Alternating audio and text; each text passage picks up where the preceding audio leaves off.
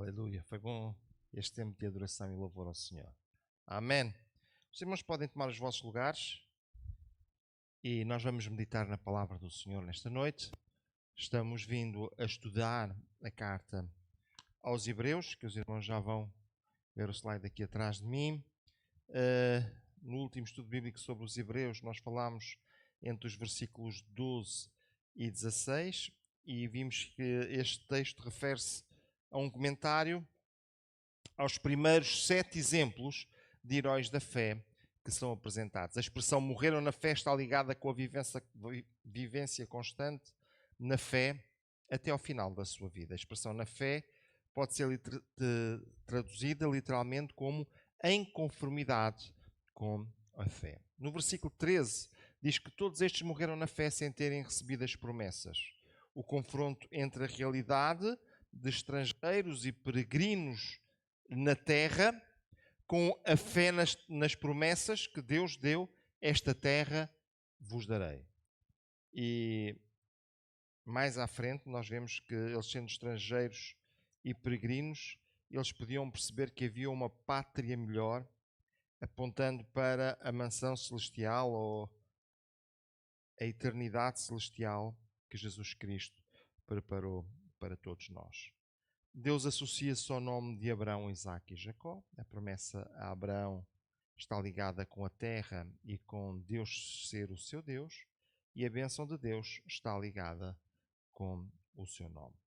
Vimos que também nos preparou uma cidade para Deus habitar com o seu povo. Será como um tabernáculo onde Deus continuamente habita. E, meus amados irmãos, queria então que viéssemos hoje à carta aos Hebreus, capítulo 11, e a partir do versículo 17. Carta aos Hebreus, capítulo 11, versículo 17. Quem já encontrou pode dizer amém? Quem não encontrou pode ler. Ok? Então vamos lá.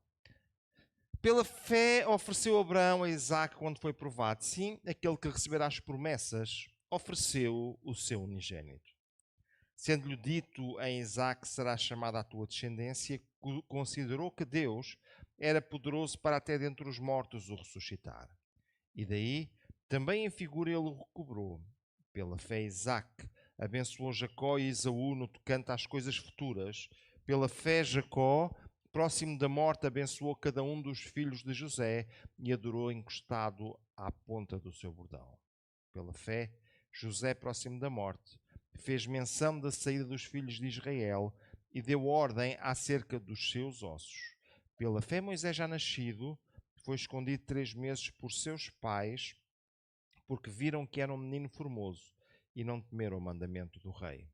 Pela fé Moisés, sendo já grande, recusou ser chamado filho da filha de Faraó, escolhendo antes ser maltratado com o povo de Deus do que por um pouco de tempo ter o gozo do pecado, tendo por maiores riquezas o vitupério de Cristo do que os tesouros do Egito, porque tinha em vista a recompensa. Pela fé deixou o Egito, não temendo a ira do rei, porque ficou firme como vendo o invisível. Pela fé celebrou a Páscoa e a aspersão do sangue, para que o destruidor dos primogênitos lhes não tocasse. Pela fé passaram o mar vermelho, como por terra seca, o que, intentando os egípcios, se afogaram. Pela fé caíram os muros de Jericó, sendo rodeados durante 7 dias. Pela fé Raabe, a meretriz, não pereceu com os incrédulos, acolhendo em paz os espias. Meus amados irmãos, olhando para este gráfico, nós podemos ver que o que vem a seguir ao comentário que nós estudamos no último estudo bíblico são exatamente mais 11 exemplos. O Velho Testamento está recheadíssimo de exemplos de pessoas, de figuras, de homens e mulheres cheios de fé.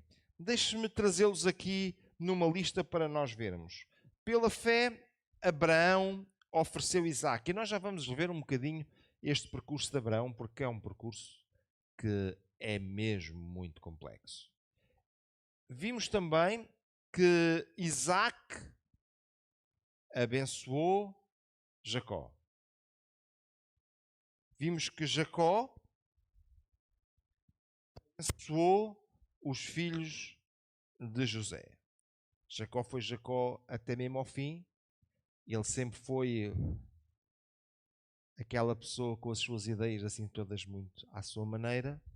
E até quando ele foi abençoar os filhos de José, disseram: Jacó, estás a abençoar o errado. E ele disse: não, é mesmo este que eu quero abençoar. Ele faz sempre tudo à sua maneira, mesmo até ao final da sua vida.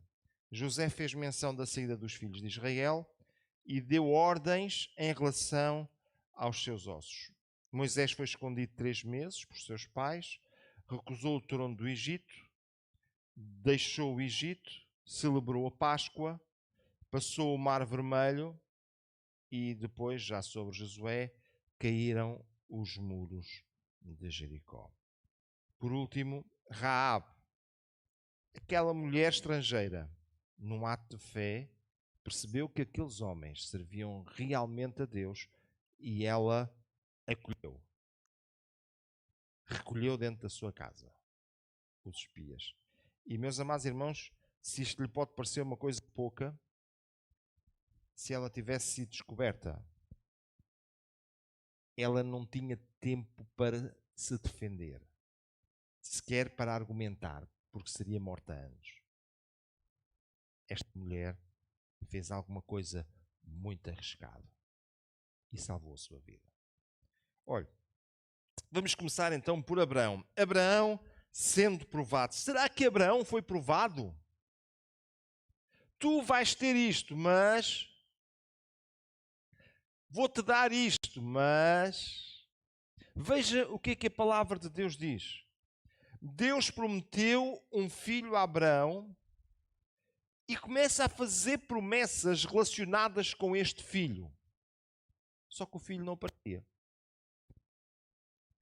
Os anos passaram e a idade passou e o filho não nasceu. Abraão estava num grande teste de fé. Era mais fácil desistir. Se calhar eu não percebi bem, mas Abraão continuou a confiar naquilo que Deus lhe tinha prometido. Abraão e Sara, pela idade já de uma forma milagrosa, eles têm um filho na sua velhice. E se eu estivesse no lugar de Abraão, eu levantava as mãos ao céu e dizia: pronto, Senhor, acabou a prova, já tenho o filho, que bênção! Agora vai ser tudo muito bom. O rapaz cresce um pouco e Deus diz a Abraão: Abraão, pega no teu filho e vai oferecer-me o teu filho lá no monte. Vai queimá-lo.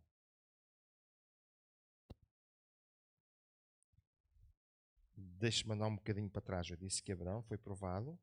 Deus promete-lhe um filho, faz-lhe uma quantidade de promessas para aquele filho. E o filho nasce milagrosamente na velhice de Abraão, quando Sara já estava fora da idade para ser mãe. E agora, quando o filho começa a ficar espigadote, ele se calhar começa a dizer: agora vou começar a ver as promessas de Deus no meu filho.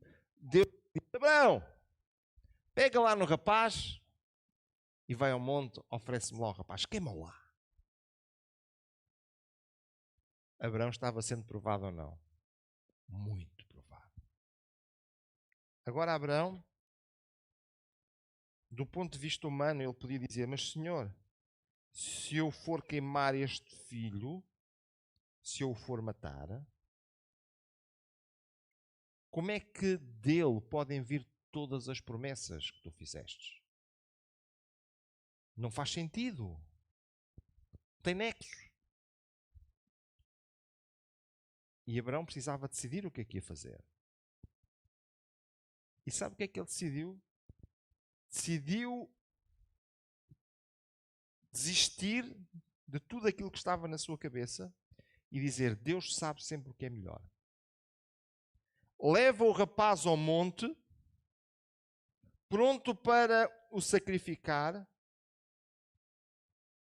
e não deixou de acreditar que Deus era poderoso para fazer tudo, até a partir de Coisa tão extraordinária. Amados irmãos e irmãs, deixem-me dizer-vos uma coisa. Quando nós somos testados, quando nós somos provados, a nossa fé é provada. Se nós formos capazes de confiar no Senhor em todos os momentos, mesmo quando não faz sentido, mesmo quando parece que já é demasiado, ainda assim, nós precisamos de confiar no Senhor. Ele não deixou de confiar que Deus era poderoso para cumprir tudo o que tinha prometido a partir de Isaac, mesmo de um Isaac queimado, morto. E esta fé fez com que ele nunca deixasse de obedecer a Deus. Meus amados irmãos, que nós possamos aprender com o exemplo de Abraão. Deus sempre sabe o que é melhor. Deus nunca vai faltar àquilo que Ele prometeu, porque as suas palavras nunca irão voltar para trás. Ele nunca vai falhar às suas promessas. Veja Isaac. Isaac abençoou Jacó, passando para ele as promessas feitas a seu pai. E é muito interessante este texto. Esta promessa tem um desenho, uma forma, um contorno messiânico. E Deus tinha dito a Abraão: em ti serão benditas todas as nações da terra. Em ti porquê? Não era por causa de Abraão. Era por causa do descendente de Abraão. E esse descendente de Abraão era Jesus Cristo. E agora, Abraão morre, não vê nada. E agora Isaac está no final da sua vida e ele vai abençoar o seu filho, e a promessa de Abraão, ele vai passá-la para a geração seguinte. Veja comigo o texto de Gênesis capítulo 27 e no versículo 29. Sirvam-te povos e nações se encurvem a ti. Se Senhor teus irmãos e os filhos da tua mãe se encurvem a ti. Malditos sejam os que te amaldiçoarem e benditos sejam os que te abençoarem. Parece que estou a ouvir aquilo que Deus disse a Abraão. E agora Jacó passa para os seus filhos. Jacó abençoou os filhos de José. A bênção de Jacó sobre cada filho, lá no capítulo 48 de Gênesis, mostra a orientação de Deus para um povo e não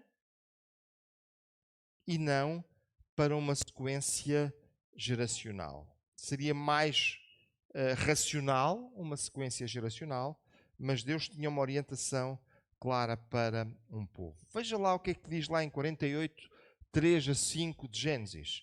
E Jacó disse a José: o Deus Todo-Poderoso me apareceu em luz na terra de Canaã e me abençoou e me disse: eis que te farei frutificar e multiplicar e te porei por multidão de povos e darei esta terra à tua semente depois de ti em possessão perpétua. Jacó não viu nada disto.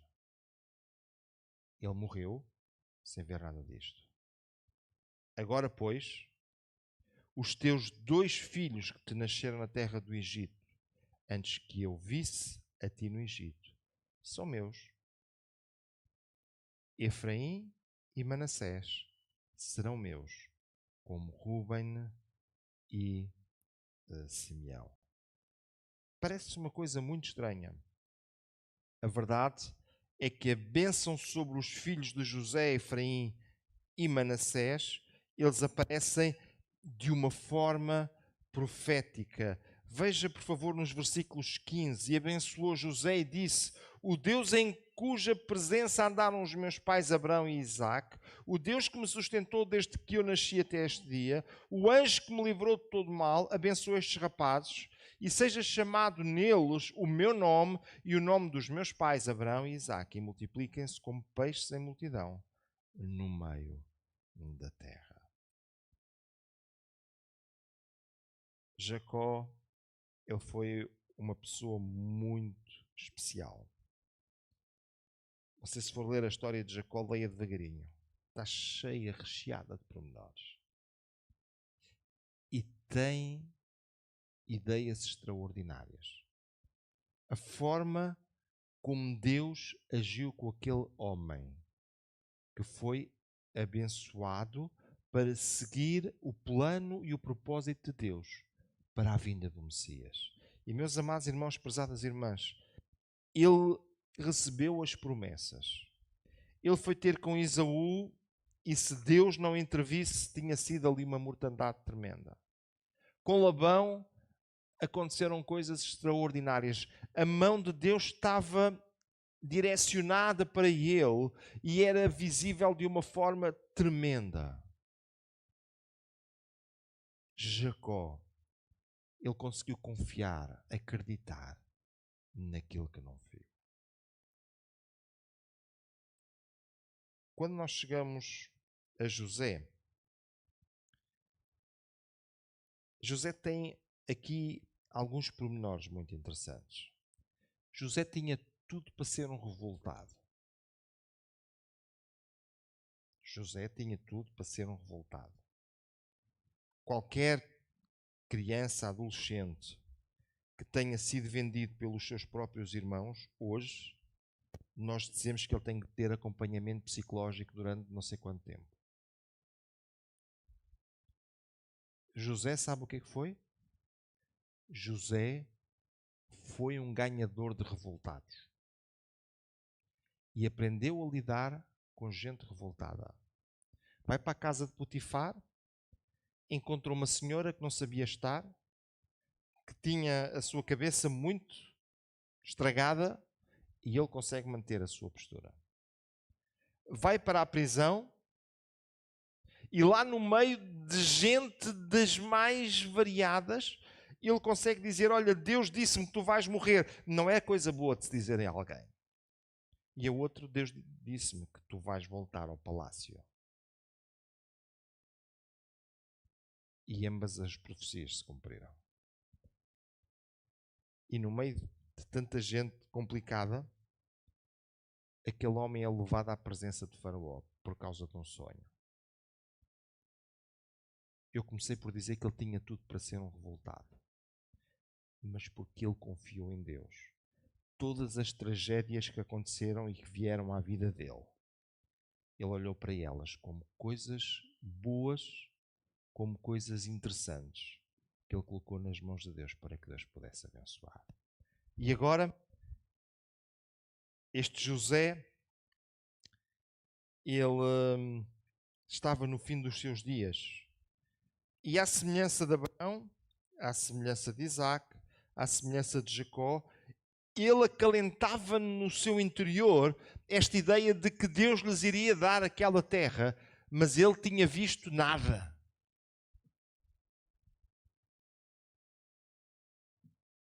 Olhe, por favor, para ali. Naquela terra, Abraão comprou um terreno. Um terreno. Com um propósito. Um lugar para sepultar a sua esposa. Abraão foi sepultado lá. Jacó pede para ser sepultado junto com Abraão, e quando ele morre, é transportado do Egito para ser sepultado lá. E agora veja José. José, ele disse: Deus prometeu que vai libertar, que vai tirar o povo daqui. Atenção que o povo na altura eram gente muito bem tratada no Egito. Não eram os escravos dos dias de Moisés. Eram pessoas muito bem tratadas. Mas ainda assim, José tinha consciência que aquele não era o lugar que Deus lhe tinha prometido.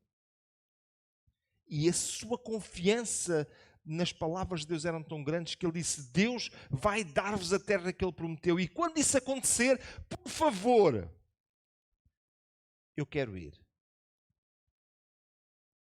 Bem, eu estou mesmo quase a morrer, por isso eu já não posso caminhar. Eu nem posso sequer falar, porque estou morto. Mas peguem nos meus ossos e levem com vocês. Amados irmãos, que confiança tremenda nas promessas de Deus. Nós precisamos ter esta confiança que aquilo que Deus prometeu, Deus vai fazer. E mesmo que nós não vejamos, mesmo que nós não consigamos olhar, mesmo que nós não consigamos ver, Deus sempre vai fazer. Nós temos a promessa a Abraão da terra de Canaã, da terra prometida, a consciência de que o Egito era uma terra estranha, a consciência de uma situação passageira, e José queria habitar nesta terra definitiva, na terra prometida, nem que fosse depois de morto. Veja lá o texto. E disse José a seus irmãos: eu morro, mas Deus certamente vos visitará e vos fará subir desta terra para a terra que jurou a Abraão, a Isaque e a Jacó. E José fez jurar os filhos de Israel, dizendo: certamente vos visitará Deus e fareis transportar os meus ossos daqui. Grande fé deste homem. Moisés foi escondido por 3 meses. Aqui a fé não está em Moisés porque ele era um recém-nascido. Está na confiança dos seus pais que lhe salvaram a vida. E diz a palavra de Deus que eles não temeram o mandamento do rei. Indica que a sua fé era o sustentáculo da sua força. Mais tarde, Moisés recusou de forma lúcida. Eu vou repetir.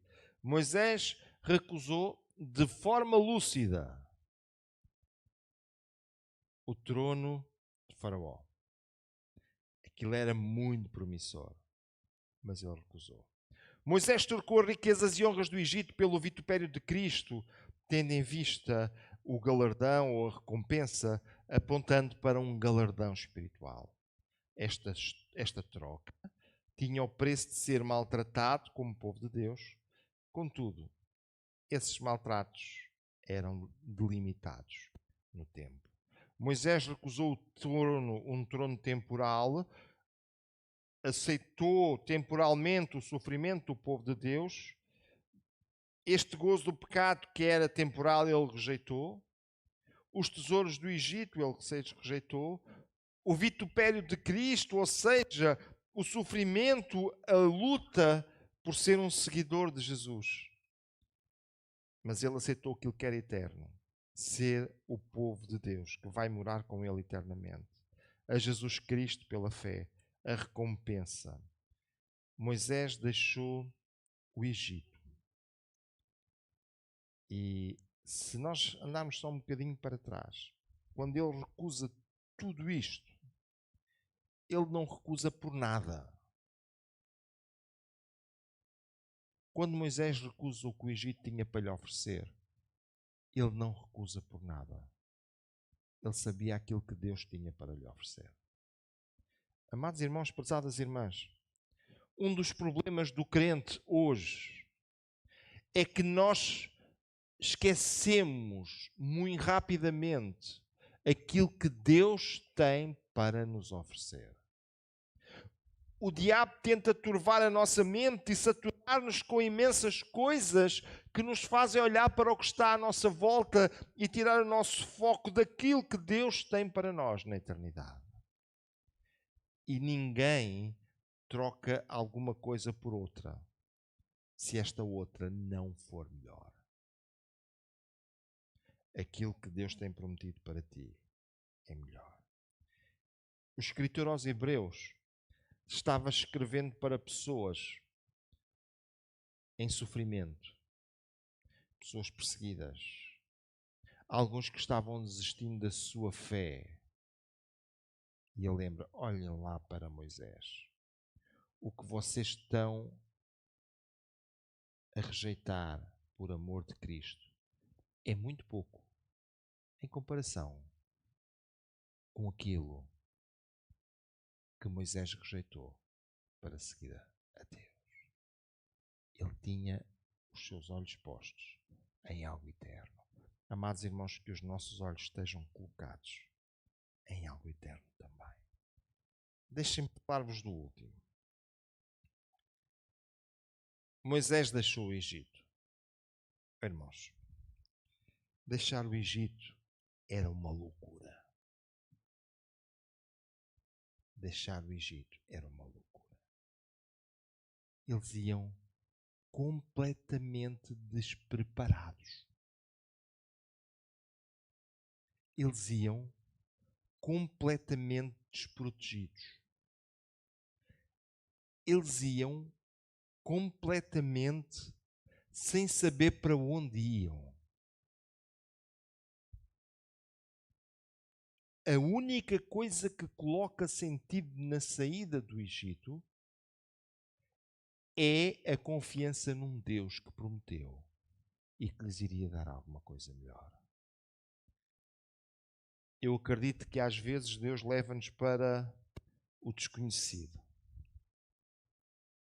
Às vezes Deus leva-nos para coisas que nós não estamos nem preparados. Sabe porquê? Porque Ele quer que nós confiemos nele para irmos na direção de algo melhor. Deus quer fazer alguma coisa nas nossas vidas e nós precisamos de estar preparados para algo melhor. Moisés foi para Midian, mas ficou firme aos seus princípios e à sua fé. Moisés fugiu para não ser morto e ao mesmo tempo fugiu sem medo de ser perseguido, com medo de ser perseguido e encontrado pelo rei. Moisés fugiu, era um fugitivo. E é este Moisés fugitivo, com medo de tudo, que Deus chama, prepara e abre a sua visão para ele poder voltar ao Egito, enfrentar o rei e tirar o povo para a terra prometida. Amados irmãos, quando nós temos os nossos olhos naquilo que Deus quer e pode fazer, Ele abre os nossos horizontes da fé e nós conseguimos avançar. Que o Senhor ajude e abençoe cada um dos meus amados irmãos e irmãs e que os nossos olhos possam estar abertos, colocados na pessoa bendita e maravilhosa de Jesus. Possamos olhar para Ele, segui-lo a Ele, avançar na direção, caminhar com Ele. E quando nós olharmos para um lado e para o outro e aparecerem coisas nos desafiando, nos apresentando algo que até aparentemente possa parecer bom, que os nossos olhos possam estar focados em Jesus Cristo, nas suas promessas, sabendo que Ele nunca irá falhar. Nós vamos falhar. Nós continuaremos a falhar. Ele nunca irá falhar. Que o Senhor possa abençoar os meus amados irmãos e irmãs e que a nossa confiança em Jesus possa estar forte e firme em cada dia. Que o Senhor abençoe os meus amados irmãos. Nós estamos prestes a terminar, mas eu queria lembrar que, querendo Deus, no próximo domingo, nós iremos ter aqui um culto, o nosso culto de ceia, mas será especial. No próximo domingo será o Dia da Criança. Quem é que aqui já foi criança? Alguns eu não entendo como é que aconteceu. Nunca foram crianças. Sabe uma coisa? Existem duas coisas. A primeira é que as crianças irão ser adultos. E a segunda é que os adultos já foram crianças.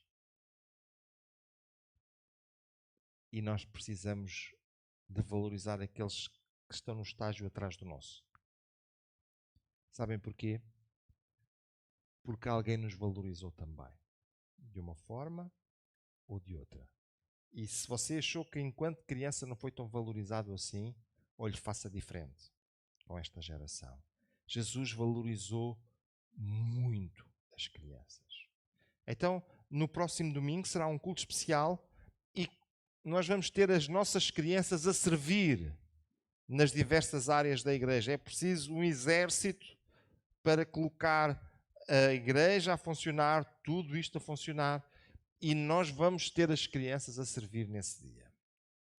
E vocês vão ver que eles vão estar à altura. Se você diz que o futuro não tem nada para lhe oferecer, venha ver o que é que as crianças têm para lhe oferecer. Se você está lá em casa muito confuso sobre o que é que vai acontecer, olha, não fique em casa domingo, venha e venha assistir. Eu acredito que vai ser um tempo de bênção para a igreja do Senhor aqui. Que o Senhor a todos abençoe. Eu vou-te dizer aquilo que costumo dizer sempre. Sou pastor de toda a igreja. Inclui os mais velhos, mas começa nos mais novos. Todos.